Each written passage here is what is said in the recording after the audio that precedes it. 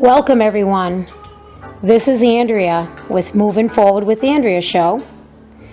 Tonight is Thursday, December 19th, 2013, and I'm going to be interviewing the fabulous Steve Mousharbash. And I want to say hello, first of all, to you, Steve. How you doing? I'm doing fantastic. Excited to be here tonight. Thank you for the invitation.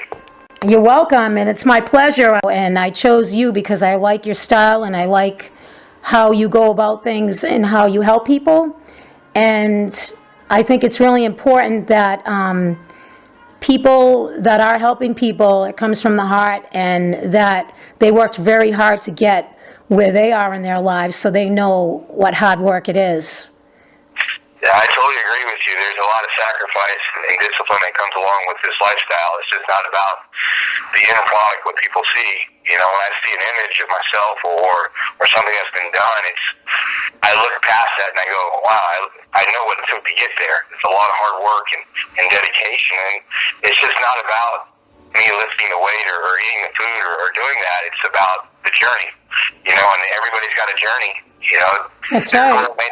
Their goal may not be to step on stage or be a competitor or be a world-class athlete. It may be to be the best father or the best employee, you know. So Exactly. We're all different, and that's what this show's all about. That's why I interview all different kinds of people with different backgrounds, but they all have to be moving forward and doing great things in their lives to be helping people and to be really happy in what they're doing too, because that is part of moving forward, is to be happy with what you're doing, and we all know that our part, you know, in this together. And can you just tell me, I want to start off, I mean, how did you, first of all, you were born in America, right? And then you moved to the Middle East right after you were born? Yes, about 6 months after I moved to the Middle East. I was lived in Amman, Jordan for about 4 years. And my mom was a teacher there at the American Embassy School, and my dad was actually in the real estate business there, and he also always had an interest in hair. And it's funny that wow, yeah. So it was kind of funny how that all arrived. And he used to tell me as a young child, he would say, "Son," and he'd have his accent, his Jordanian accent. He goes, "Son, you got $1 million hair." You and do. You have beautiful hair. You do, and it's nice and thick, and it's beautiful, very healthy.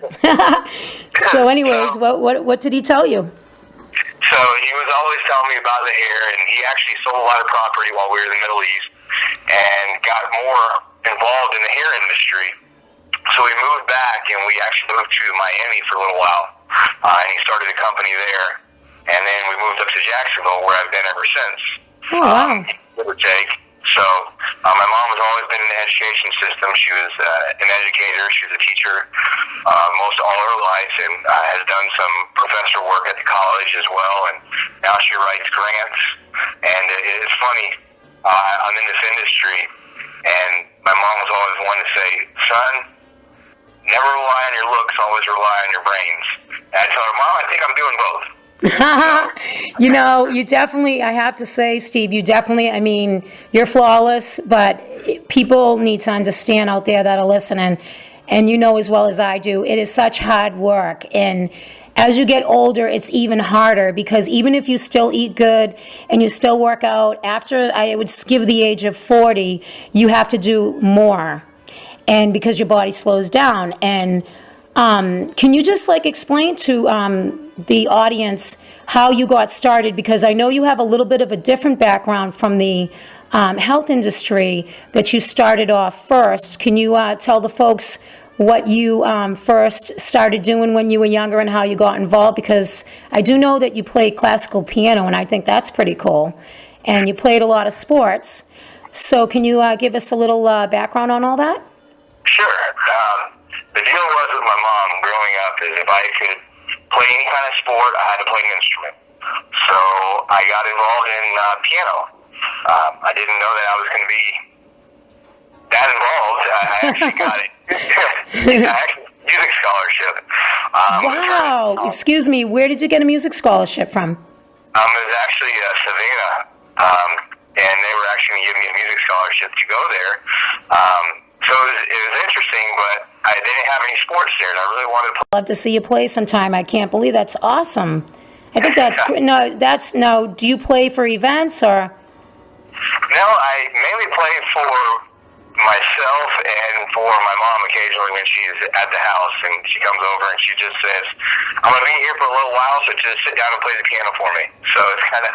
Oh, that's so sweet of you. You're such a sweet son. Now, you have a piano in your house. Yes. Excellent. So that's great. I think that, no one would ever know that about you until this interview, that you would play piano. Now, folks out there listening, you don't have to be shy about playing an instrument and looking great and taking care of yourself, because you can be anything you want to be as long as you work hard at it, and it doesn't matter what anyone thinks as long as you're happy. Right, Steve?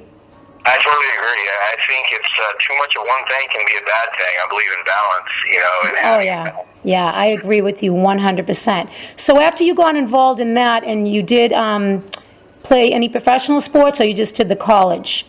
Yes, I actually was drafted out of high school and declined that because I got more money in scholarship money than to actually play sports. So I got more academia money than I did to play sports. Wow, that's pretty. Yeah.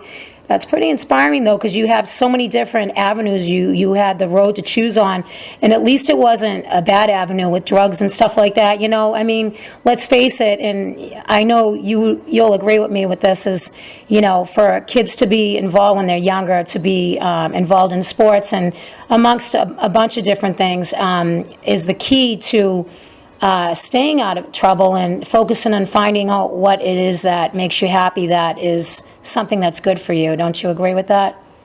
Oh, I totally agree. I think this world has gotten so caught up on having these fixations and what can I take to do this and how can I get there the fastest. Everybody, You're right. I get asked is, how did I get here? Like there's some magical secret. I want to whisper in their ear and just tell them hard work. It just doesn't happen overnight. But a lot of people want that quick fix. And a lot of times I'm replying emails telling them this is the way you do it. And I guess they don't like my response half the time, but there's no secret to it. No, exactly. And it's very black and white. And I agree with you 100%. And, people need to understand that. And I listened to your show, and can you tell the folks listening what the name of your show is? We'll talk a little bit more in depth later, but I just want them to understand what I'm talking about. Can you let them know the name of that? Yes, it's the Kash Bash Fitness Radio show, and we discuss any kind of fitness topics, the relevancy to any gamut that you can think of that revolves around fitness, health, nutrition, for all different ages. It's just not for bodybuilders or fitness enthusiasts. It's for people that, just want to live a healthy, active lifestyle. That care about themselves is the point. And like I always say, too, when I talk to people, because I live that lifestyle, is, being healthy is a lifestyle. It's not a given. And people need to understand that. And when people say, oh, I'm really trying, or it's this or it's that, they're giving all excuses. No, it's just you got to do it. You have to, get off your butt, and you got to do it. So anyways, I was saying that I listened to your show about talking about, cardio is not the only thing you need, and people need to understand it's just not one thing, that it's everything. It's your whole lifestyle has to be focused on being healthy.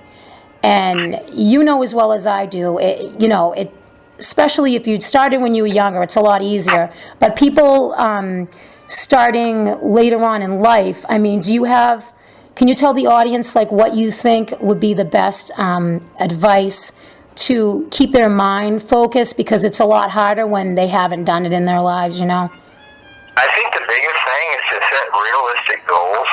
Yes, yes. Instead of these crazy, nominal amounts. And a lot of times people get so fixated on a scale to measure their success, where I say just look at yourself in the mirror and say, okay, picture the end product, and how are you going to get there? Mm-hmm. We'll say, oh, I'm measuring my success by the numbers dropping. Well, don't do that, because a lot of times if you're doing the right things, those numbers may not shift as much as you think, but those inches are coming down. Because you're losing inches and you're getting more refined and getting, your tone is getting better. Exactly. So yeah, I just wanted to let people know. I was listening to that, and I thought it's very informative. And I'll make sure that yeah, I'm going to keep on when you guys have the show. I want you to tag me in it on my Facebook, and people that watch and listen to me, they can make sure that they watch that, because you'll get a lot of information. And as your show grows, you'll probably start having people on there, and they'll get to know even more. So for the folks out there, we'll be talking a little more about that. But I want to get back to you. Now, you also owned a construction company at the age of 19? Yes, I was in college. God bless you. You're so like, wow, jeez. Yeah, I started it. I worked construction in high school, like my last 2 years, and it was just doing whatever I could. I actually had some great mentors that have been in the industry that were just great guys. 56 years old, kind of took me under their wing and showed me a lot about construction. Obviously, I didn't have any parents that were in the construction field, so it was new to me. But God blessed me with a physical ability to do manual labor.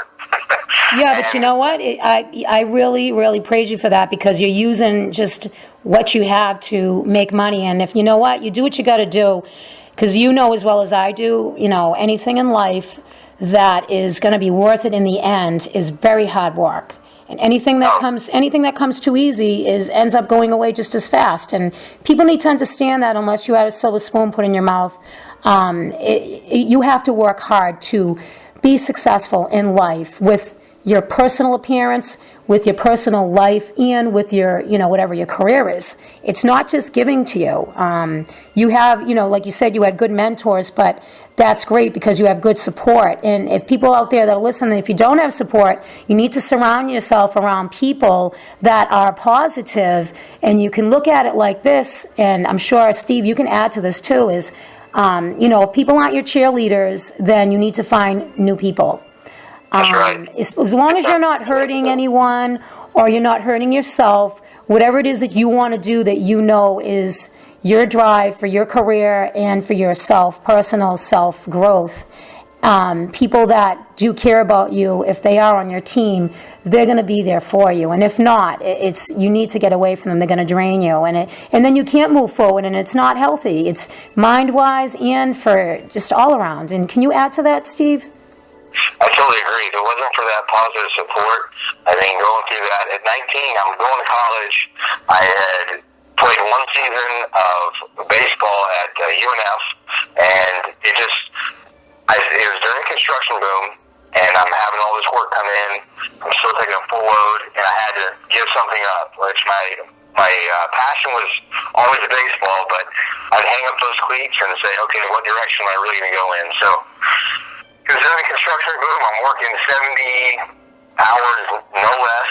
There were weeks I was working more than that, taking a full load in college, and it was tough. There were some times where I'm coming in straight from the job site with concrete on me, work boots, I'm covered in dirt, and I'm walking into the class, I'm going back to the job site.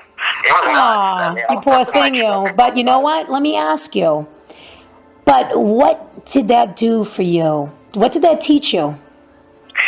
It definitely built some character and showed me that I didn't want to be that 40 or 50-year-old guy that was still shoveling dirt or helping me. Now, I respect those men without a doubt, but that was not going to be me. And I was determined when I graduated that wouldn't be me. So I went from building this construction company. I graduated college. And I think that's actually what helped me the most. It's to see these guys day in and day out, working hard. I'm in the ditches with them. I'm framing up these homes or whatever it may be. Yeah. There wasn't anything that I didn't do because I wanted to know what it took to get the job done. So so you feel for these guys too. So, and I think that's so important. And for the folks that are listening out there, in a business, it's good to get yourself wet in every aspect of your business. If you're trying to build your own business, I myself do it with my own business. It's just because you have control of what's going on, number one. And number two, you have a sense of what the need is for every part that needs to be put together for that puzzle that you're trying to make. And it's so important that you don't miss out on a part. And I don't know about you, but I feel as though if I didn't get myself that involved, I wouldn't feel like I was moving forward with what I'm trying to accomplish in my own business and whatever it is. No, I couldn't agree with you more on that. It was something that if I knew what it took to get it done, I wouldn't get taken advantage of,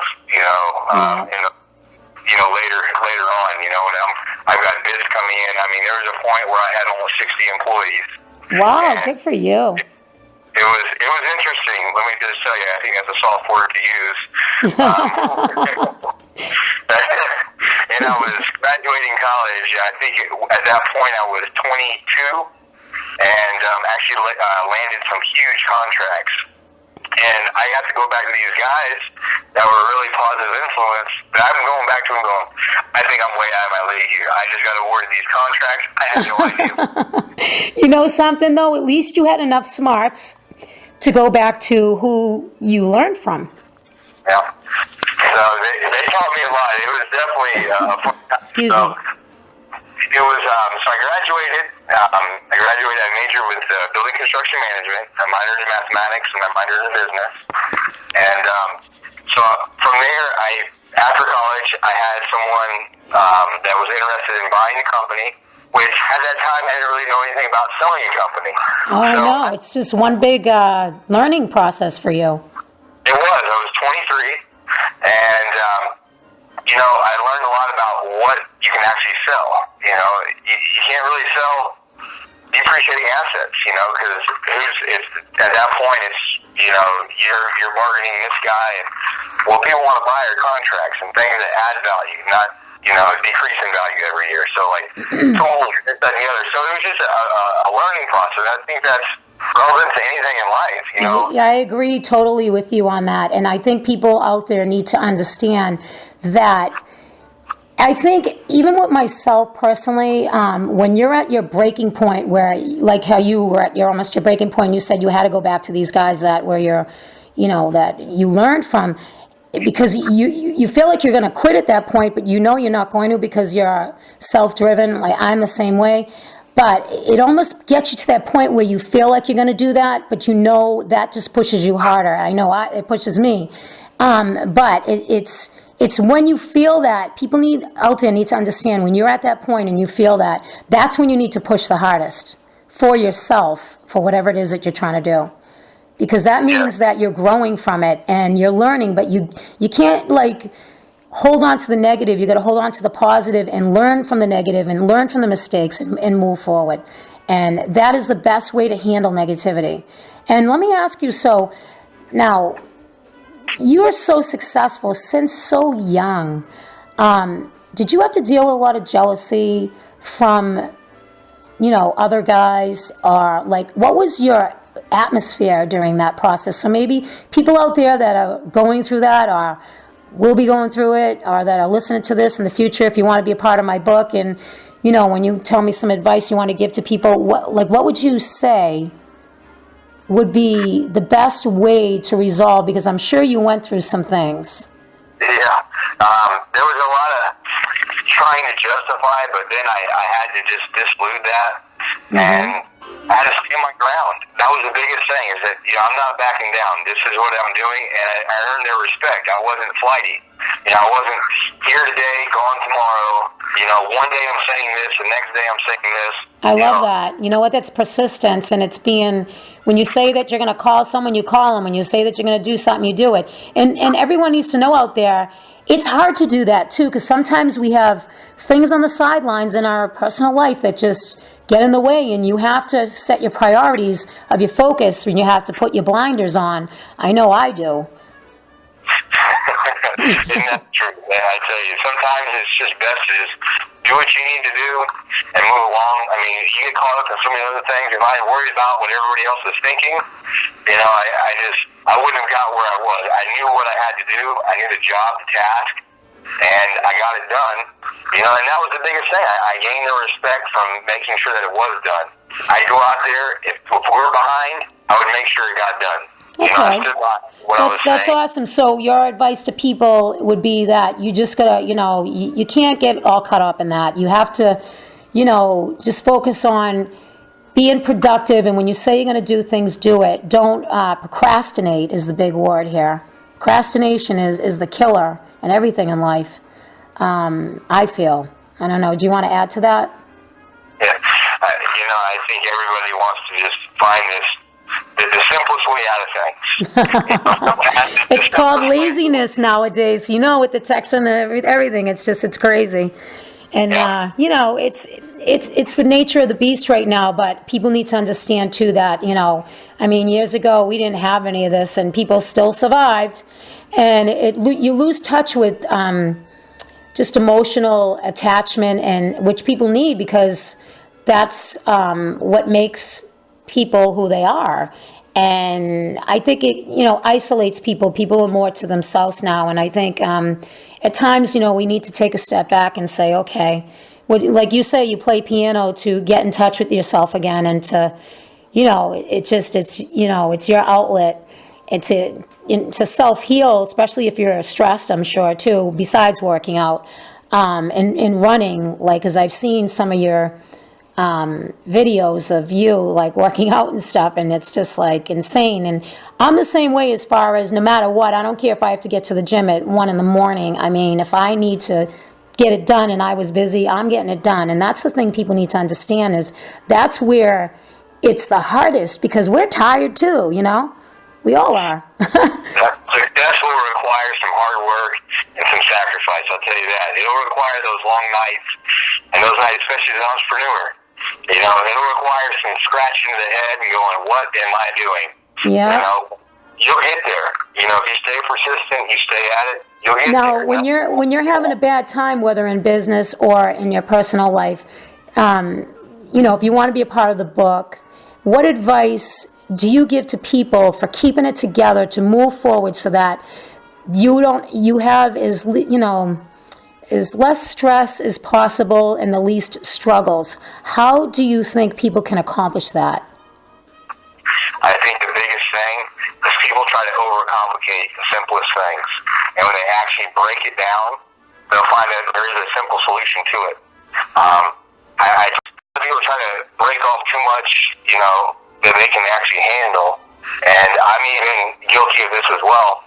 There's been some situations, that old saying is hard knocks. Yeah, I've had some hard knocks along the way. Of course, we're all humans, Steve. It happens in everything, and there's always struggles, and there's always, no one's life is perfect, and because you have a bad situation in business or in a relationship, whether it's personal or business or friends, it's not the end of the world. Sometimes things just don't work out, and how do you recover from that? I think everybody's recovery process is a little different. Yeah. I've seen some, I don't know that you would even call recovery. I think they're still recovering. Well, what advice would you give to people to help them with that? I think the biggest thing, that I've gone through that personally is, when I had to recover from something drastic, I just had to pick up the pieces slowly and say, why did it actually happen? Just evaluate it and say, okay, well, I'm not going to do that again. And go from there. I think the biggest thing is people still don't even realize what happened, why it actually fell. Yeah, because sometimes things escalate when people get, we'll say the drama arises in things, no matter what situation we're talking about. And people need to understand, you need to figure out where the point, so your point is that, and people need to know this out there, is that when there is problems, you need to figure out where the source of it started and learn from it, so then you don't do it again. And I totally agree. I live my life that way as well. And that way, you can turn that negative into a positive, and you can move forward in your life and not make the same mistake. Or if it's somebody that isn't, that you can't be around, you need to know that you need to break your ties. And it doesn't have to be in a rude way. What advice do you have to give on that? I know myself, I just separate myself from the issue. And if I have to be around those people, I just try to bring out the best in them that I can, and at least I tried.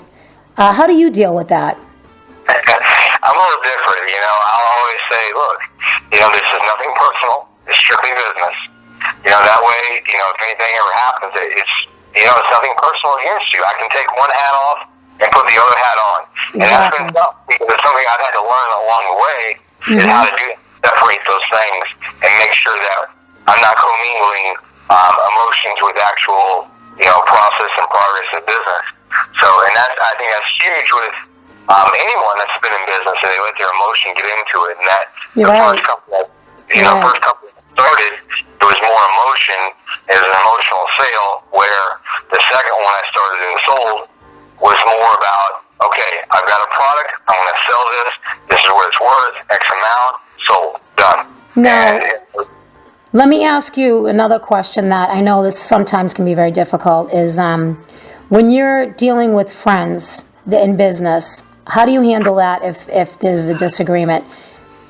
I don't have any friends. No, I'm just kidding. I'm sure you have plenty of friends and plenty of people that want to be your friend. It's interesting. I've got a few close friends, and they know how I am. So I'm always straight to the point. I'm always honest with them.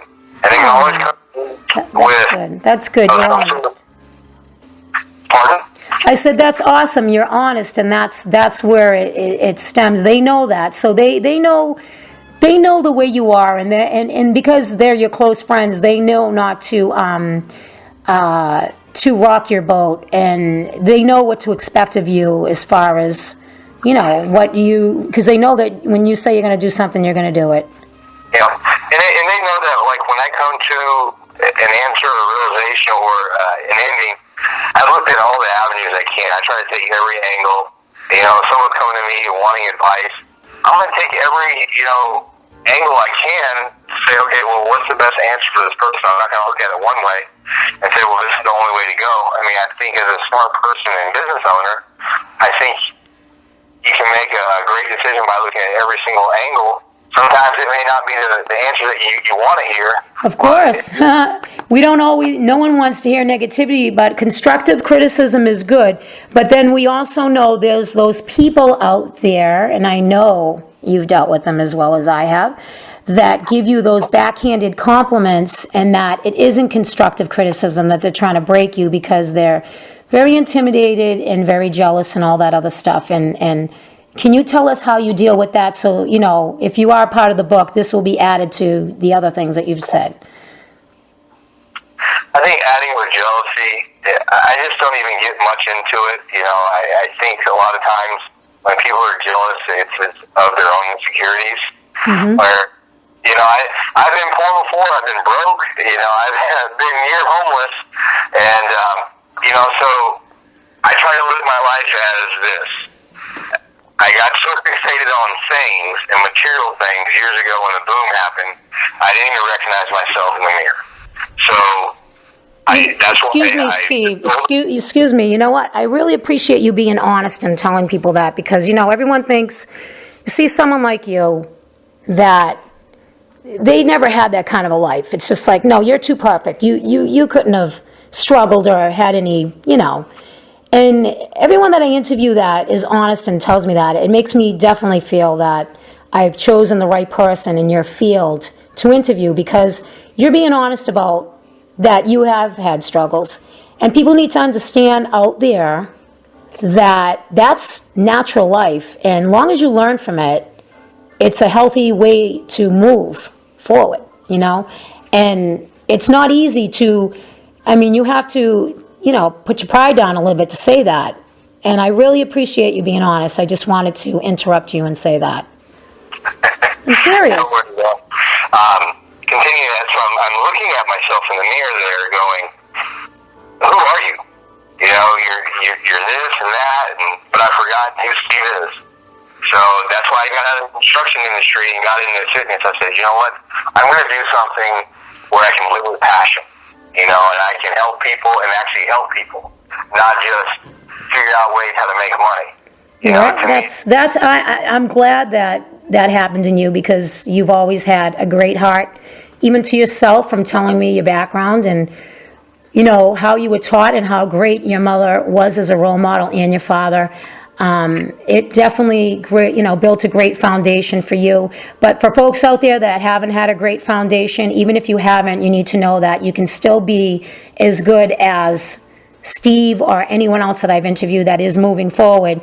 You just need to have the right people around you, and that is definitely key, It is. And, a lot of times just stick to the basics. I think when people try to move too fast, they're trying to take leaps instead of just steps.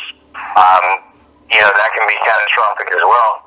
So I think everything is within moderation. We talked about it earlier. Yeah. To me, in order to move forward, there's got to be a balance. And when there's too much of one thing, something's going to spill. So that's definitely right. So let me ask you, how did you get involved? So you sold the second company, yep. And then you started training and competing in 2009 as a bodybuilder. Can we move forward with this part of your life? Sure. So I've always been around the weight room, obviously. I tell people, how'd you get started? Well, I felt like I was kind of bred into it. I've been on, training programs and eating regimens since I was 16, getting shipped off to this scout camp and that scout camp for this and that, in the summer. So, I've lived this lifestyle for quite some time, so it's not something that was just, I picked up when I was 18 or 19 years old as a hobby. I already had a great foundation, a great structure, muscularity-wise. And, I've been approached by several guys in the gym saying, hey, you compete? And I said, no, I've never thought about it. Yeah. So I didn't know anything about it. I was doing a lot of reading. My first show I ever did, I was going in on just what I had read. I wasn't even weighing out my food, nothing. I wasn't even weighing myself. I didn't know what I weighed. I was going off what I looked like in the mirror. Oh my God. So how did that end up working out for you? But you know what? I have to say, I congratulate you on having that just vision of, I'm just going to do this. I just think that's great that you have that positive attitude. I mean, then you went back and re-looked at, like how you said you handle things and go back and say, okay, what did I do wrong here? I want to, I needed to weigh my food.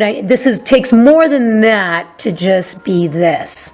Yeah, exactly. So from there, first show went well. I actually won my class, and I took third overall. Can you tell us where that was? That was actually in Miami. It was at it was a Natural Muscle Mania show, like Mr. Universe show. So I was doing bodybuilding at that time, and then I had done a few other bodybuilding shows and always placed, first, second, or third. But Wonderful. From there, Wonderful. I really had to take a look at where I was going with that, and I'm looking at all these bodybuilders going, I don't know if I really want to get that big. And I started becoming intimidating to people. And I don't like that because I'm a people person. So they'd come up and talk to me. So I said, I don't know if this is really me. So I had to take a step back and reevaluate things, and at that time, the division of men's physique was coming out, similar to like what you'd find in the muscle model look. I've got a big frame, so it's hard for me to, I've never been a slender guy. I've always had muscle on me. Can I ask you, how tall are you? I'm a little over 6 foot. Yeah. And I never really drop below 200 pounds unless I'm dieting for a show. Mm-hmm. So, and then my stage weight is in between, like now, it's in the low 180s to high 180s, depending on how big or full, hard, or dry I want to look. And I know that everybody's probably like, what do you mean? Well, there's differences to each, and that comes with a crafted and refined eye of knowing if someone's lean or are they dry. Mm-hmm. So, along the years, you learn those things and being able to see conditioning and the level of muscularity and development on a physique. So it's definitely very interesting. It's a science. I think it is, definitely. And seeing some of the pictures that you sent me and that I posted, people like, whoa, wow.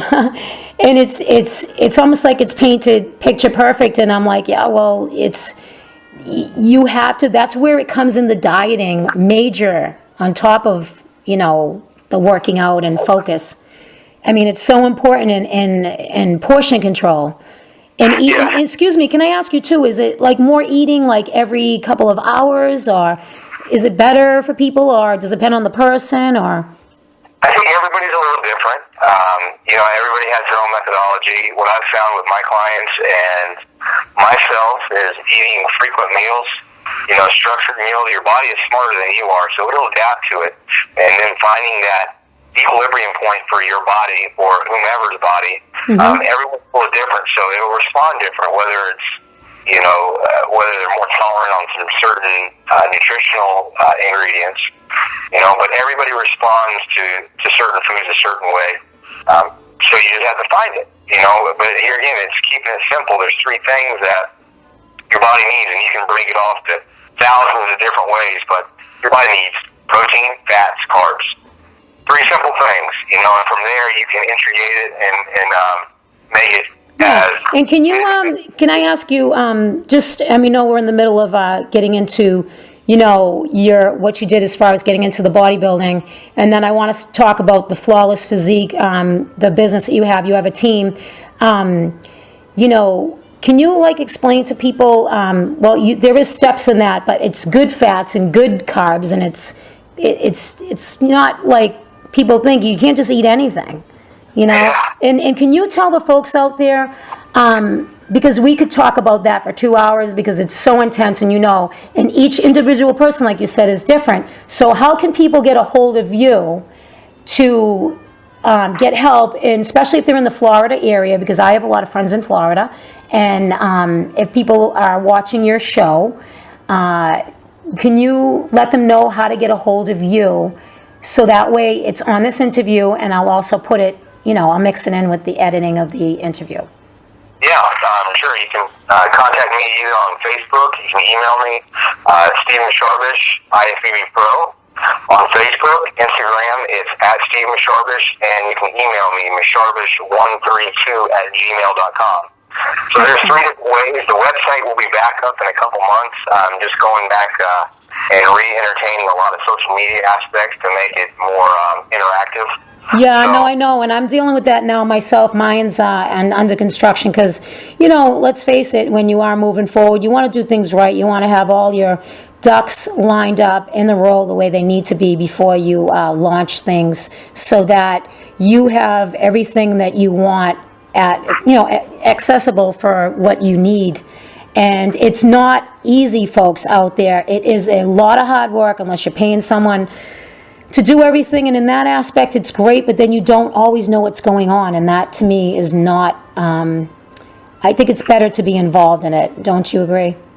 Oh, I totally agree, and this is definitely hard work, and the whole spectrum of health and fitness, the biggest thing I had to realize is Steve Mousharbash is a product, and in that product I have to make sure that I'm still entertaining and making sure that I'm meeting expectations.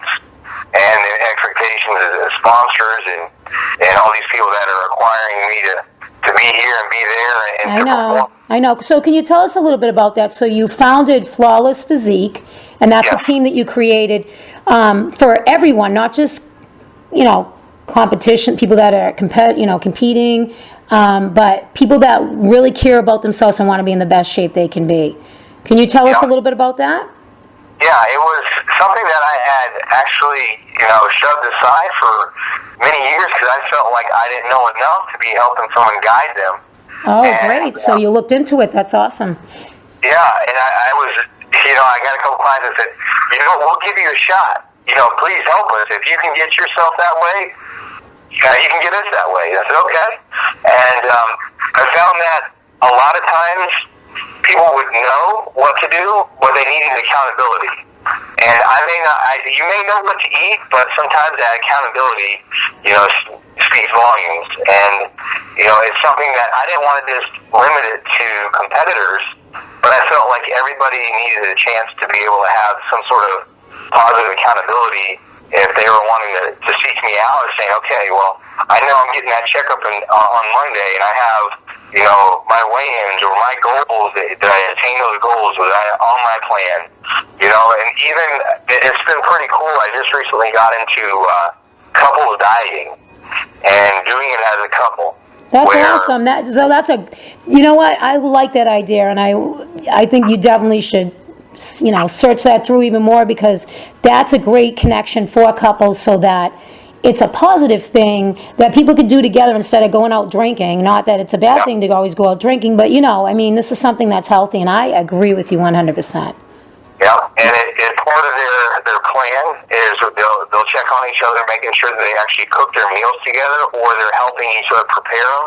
Wow, that's awesome. That's part of it. And then also once a week they actually have date night, and they can't go to the same restaurant twice in a month.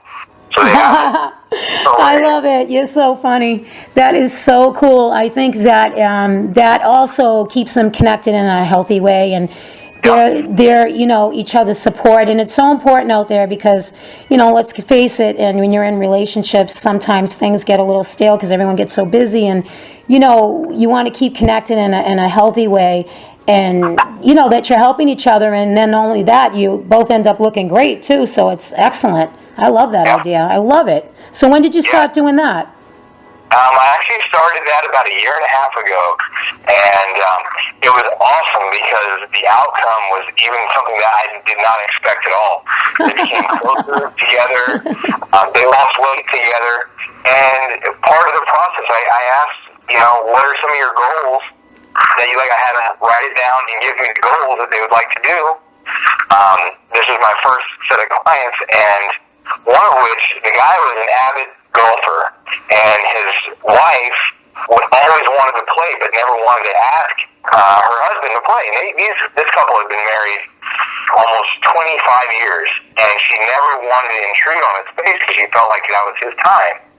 Well, now that's his golfing partner. It's the most incredible thing. They go golfing all the time together now. That is, you know what? You're like you're an all-in-one over here. You're keeping relationships tight, and you deserve a medal.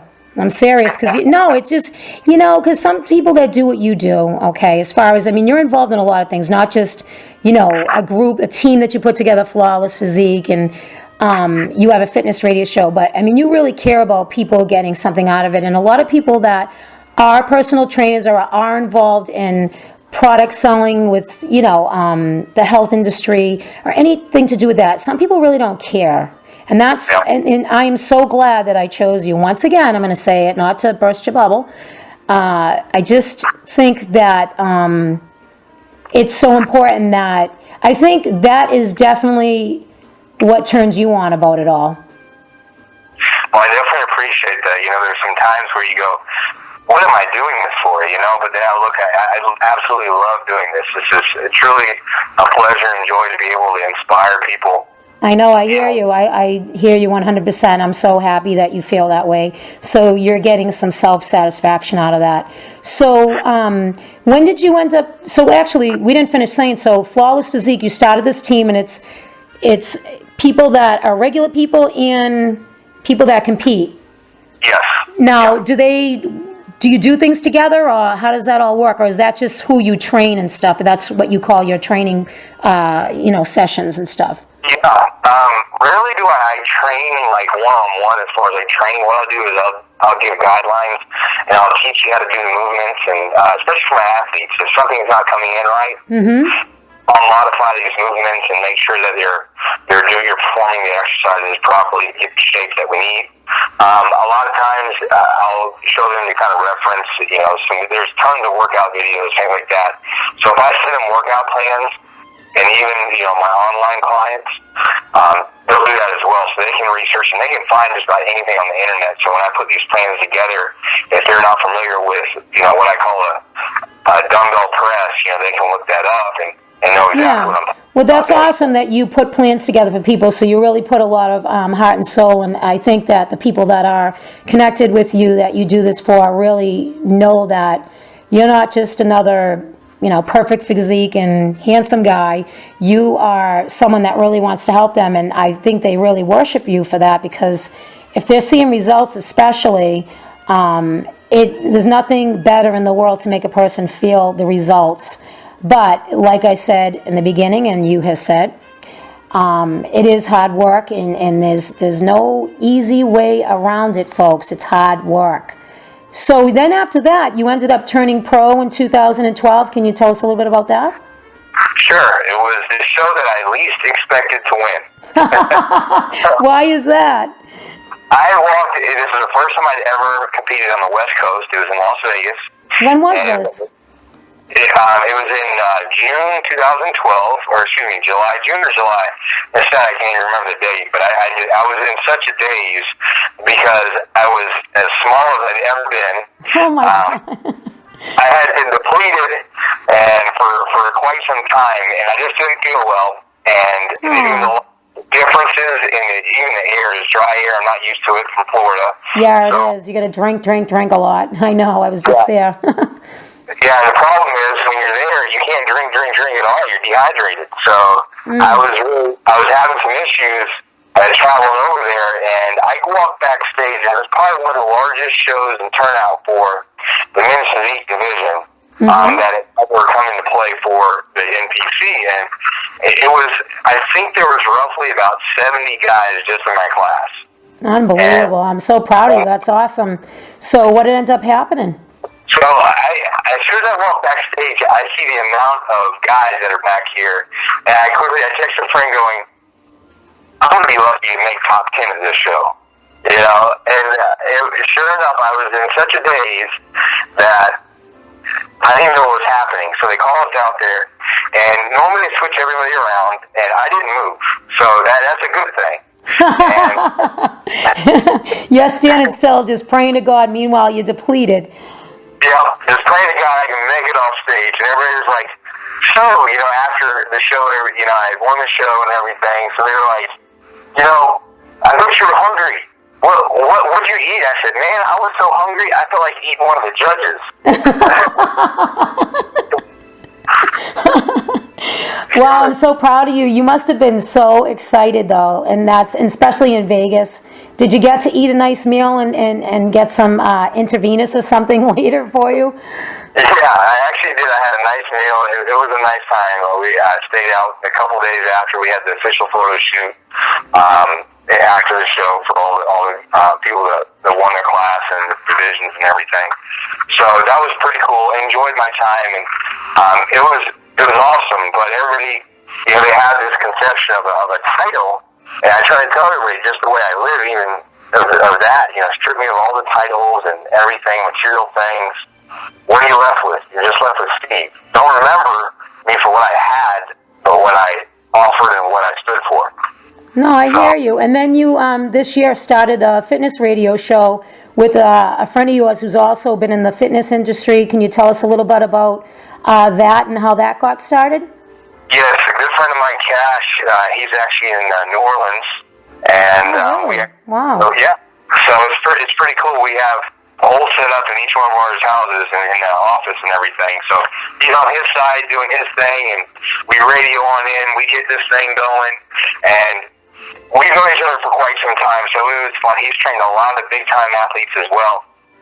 So he was actually in the radio industry. You know, he graduated broadcast from college. So wow. He's like, well, you got a great voice. He goes, you're a great speaker. We should do this thing. You know, we're two guys just going at it saying, let's do it, you know. And then we go, how do we start this thing? So you know what? I'm so happy for you because you do have a great voice, and you have really good just your speaking and just your tone. And it does make a difference. You do have to have a good speaking and tone. I've been told that myself, and it's a great feeling when people say that to you because it makes you feel good and gives you that extra confidence to pursue it. Because you already know if you spoke and you help people and you're not afraid because you're outgoing, but to speak, you know, on the radio and all that, it takes a lot more folks out there. But if you feel you have it in you, go for it, you know? So outside of that, so actually, let's can you tell folks when you can see the show? Because like I said, I want you to tag me in the show so that people that I'm connected with that want to see a little more about you can see it on my website as well. Can you tell us when it is? I know you did have a change up over last week, but it's back to the same now. Yeah, we generally schedule shows every Monday night at 6 p.m., and it's a 30-minute segment, and what we'll do is, if there's special events along that week or something that's really, you know, in life in general, that's pertinent information, we'll do another segment during that week that's relevant, you know, a topic of that time. First 12 segments that are already scheduled for next year basically the first quarter of next year is already planned out, and from there we'll keep on updating information as we go along, as time changes and things like that, and certain current events will come up, and we'll make sure that we add on to those things. So we try to keep everything on the show up to date, current information, where our viewers, listeners, and followers can have the most up-to-date information as well, so we can provide them, with information they can actually use. Now, do they have to go on blogtalkradio.com to get the Kash and Bash Fitness Radio wave, or how does that all work? So people that are listening in and that hear this interview will know how to find that. Actually, there's a couple different ways that you can do that. You can listen to it live on blogtalkradio.com. Yes. And we always post the segments on Facebook. And also we can email the segments as well if you don't have Facebook. So there's a few different options. Like we've got a couple of viewers that are overseas that actually email is the best thing for them to do, because I know sometimes Blog Talk will put on certain things, but you can find us there. You can type in Kash and Bash Radio Show. Excuse me, so when you go on Blog Talk Radio, then you have to put in Kash and Bash Fitness Radio, that name, or just Kash and Bash? Kash and Bash Fitness Radio, and it'll pop on up, and it'll show all the segments that we've done. Awesome. So once we finish the website as well, we'll have all the segments on there, as well as certain blogs that we're currently talking about for that day. Yeah. So we're going to have interactive stuff going on in the website, too. Excellent, and when that happens, make sure you FYI me on that, because I will post and let people know that they can go, your site's up and they can go directly on there. And it's great that, when I do my show, when my site goes up too, I'm going to have everyone's interviews and stuff, and you can go back. So that way, if people miss a segment, they can go on the website and listen in. And I think that's a great thing to have, so that no matter if people have something busy going on, that they'll still get that fitness half an hour of learning session that you're out there doing for everybody. I think that's a great thing, and also it'll keep them up to date on if you have some special events coming up, so that they can tune in. I think that's excellent. So also, you are an international spokesmodel for Prime Nutrition. Can you tell us a little bit about that? Sure. It's actually some long-time friends that have been in the industry for quite some time, PJ Braun and Aaron Singerman. They're actually located a few hours south of me in Fort Lauderdale, where the warehouse is, and it's something that we've kind of come up with, and they asked me if I wanted to be a part of it, and because they know I've declined a lot of companies just because I didn't want to be just a face. The biggest thing was to be able to use my voice and be able to get a message across. I'm happy that you're strict with that, because some people just take whatever, and it's your reputation, and I'm glad that you care about that, because that's respecting yourself anyways. Yeah. That's huge, and that was actually why I declined a lot. Everybody's like, well, why aren't you sponsored yet? You should be sponsored. To me, I'll sponsor my own self. I don't want to just... I hear you on that, Steve. So anyway, can you tell us a little bit about what Prime Nutrition is? Sure. It's a product company that anybody can take, and that's what I wanted to be a part of. I wanted to be something that just didn't exclude one genre of persons. It was for everyone, whether you're an 18-year-old that's just starting out, it's the fundamentals of all products. And if you're an 80-year-old person, you can take it as well. Something that you could tell your grandmother to take. Exactly. All fundamentals, the essentials that I would say that are any building block to health and fitness. They're the basics of the basics, and they work. It's something that I can put my name behind. Yeah, and the thing is, folks, that for our listeners out there, if you're interested in that, you can contact Steve and through Facebook, or through the Kash and Bash Fitness Radio, if you listen to the show. And I mean, it's all over your Facebook. I see your postings all the time, and he can help you with a plan and figure out what's best for you, because everybody's different. Don't just go out there and buy it and not know what you're really taking and just think you're going to look like Steve, because everybody's different, and not everybody is going to look like you. And people, that's one thing I think we should touch on right now, that people need to understand that everybody's bodies are different, and as long as you're healthy, that's what's important.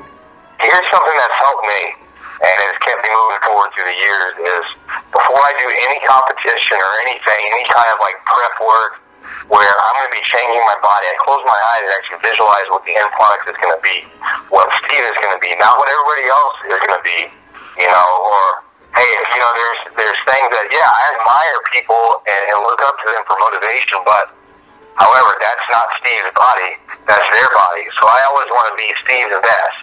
I want to make sure that I'm coming in the way I'd like to come in. So it starts with the mind first, and I direct my mind and focus it on the muscle and achieving those goals. So, I think I'll always do, I want to look like that girl. Okay, that's great.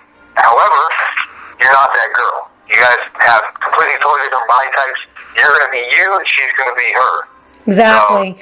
So moving forward with, who you are and being a part of this book, what advice do you have to give to people about that? In regards to knowing that they're not going to look like you because they have a different body type. And, how do you handle people with the kid gloves to not hurt their feelings, but you don't want to lose them as a client? You want to be that awesome person that you are because you really do care. And we talked about this before we even started tonight, and it's a difficult thing because everybody's different and you don't want to hurt anybody's feelings, but they need to understand, they need to just be happy of who they are and to be the best they can be for who they are, not somebody else. No, I agree, and it's something that comes up quite frequently, actually. I get these young guys that have been lifting for 6 months, and how do I look like you? Well, you're not going to look like me. And I said, you had the opportunity to look better than me. And that's how I always start off by saying it. I said, you have the opportunity to look better than I do. Because they're young, too, first of all, starting out, and if they do the right thing, but it's a focus. It is. And I said, no one's holding you back but you. Exactly. I said, you've only been working out for 6 months. I've been doing this most of my life. Finding a fundamental thing, and one of the biggest misconceptions also is, I eat a ton of food. Well, just like what we were talking about earlier, you're getting 2,000 calories from the cheeseburger. You're not getting 2,000 calories from chicken, rice, and broccoli. So it's much different. I always say all carbs are not created equal. No, they're not. It's not, and it's a sin because, people need to understand, we could go on hours talking about that too, and they can actually contact you to talk about that if they want you to help them. That there's ways you can make food taste good and not have it be bad. It's a lifestyle. Once again, we're getting back to the lifestyle. And so you really have to figure out, is this something that I want to do? And people need to understand that in a nutshell. There's no, rocket science to it. So folks out there, if you want to get help in the health industry and you need some focus and you don't know how to focus, on that and touch base with yourself, you need to look towards someone like Steve. It's a cool thing to, it really makes me happy to hear that people do really care, and the help is out there for you folks out there, but you got to be really honest with yourself that you want that, because there's no easy way cutting around it.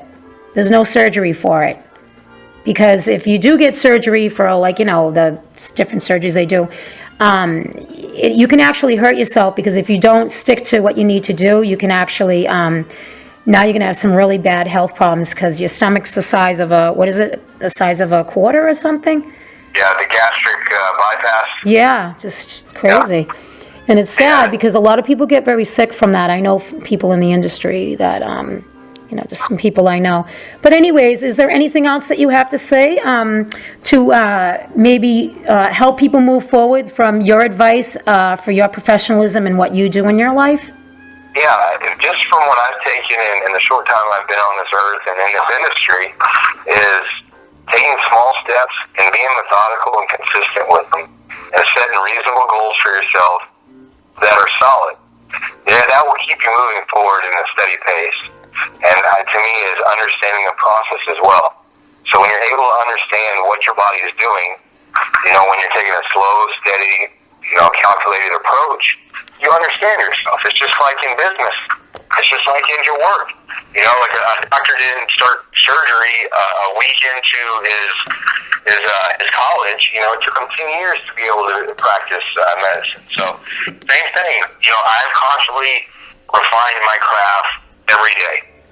You know, I know, and you know something, it's every single person that I interview that's moving forward, they say that. It's because we're all the same type, you know, that are moving forward.